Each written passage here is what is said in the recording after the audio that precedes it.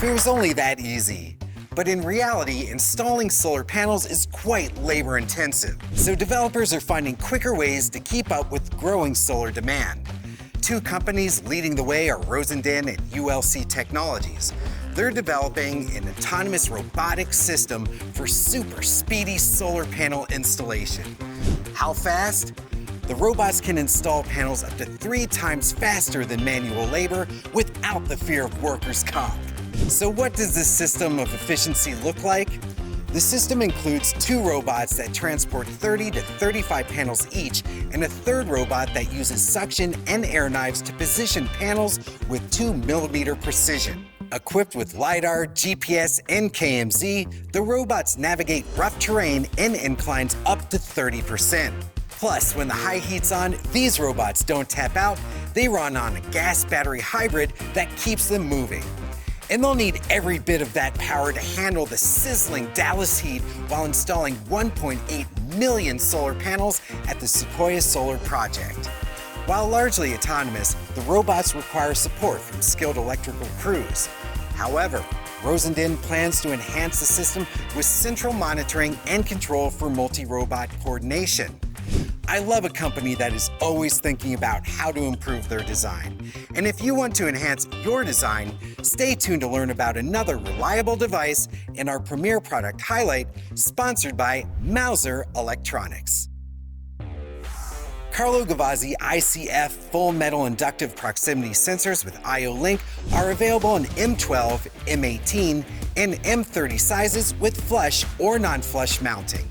They offer extended sensing ranges for safer operation and easier positioning. Built for durability, these sensors resist impact, vibration, shock, and pressure on the sensing face. High visibility LEDs and a visual adjustment indicator simplify installation and status checks.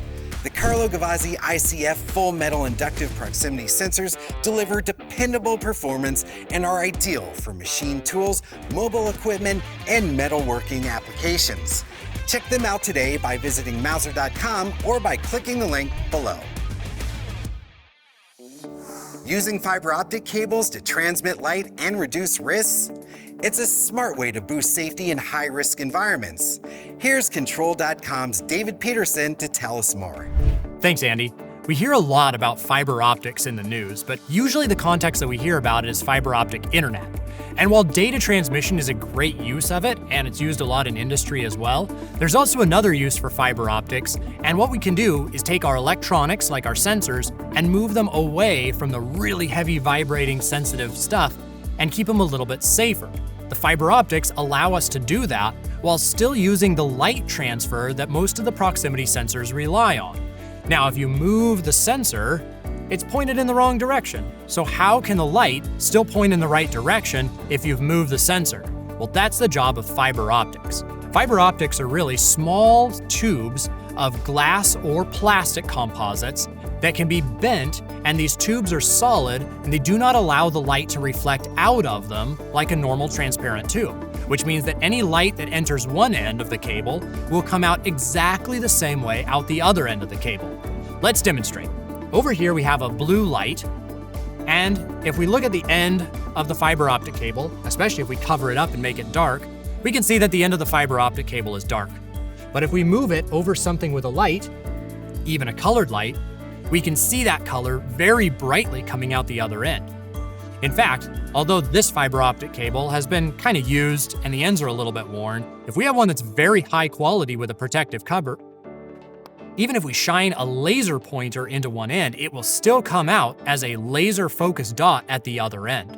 So that means that we can take our sensors, the very expensive sensitive circuitry inside them, move them away from the vibrating equipment, and allow the fiber optic to transmit that light over long distances to make sure that we get it exactly where it needs to be. They're simple devices, but they're really difficult to make and therefore expensive, but that ability to transmit light through a tube around curves is really fascinating. Andy, back to you. Are you a smart byte or a smart bit? Let's find out in our control automation quiz, Smart Bit.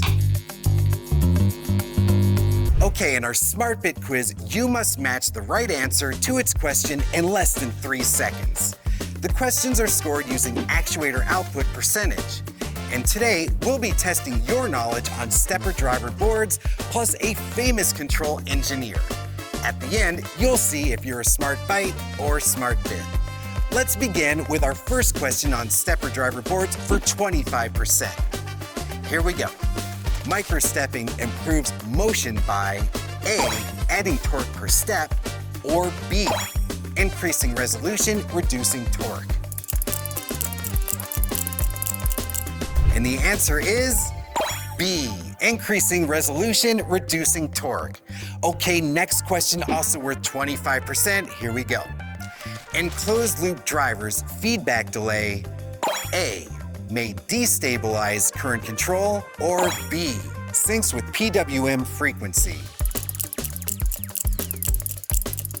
And the answer is A, may destabilize current control. Okay, now we move on to questions about the famous control engineer Rudolf E. Kalman, and here's our question worth 25%.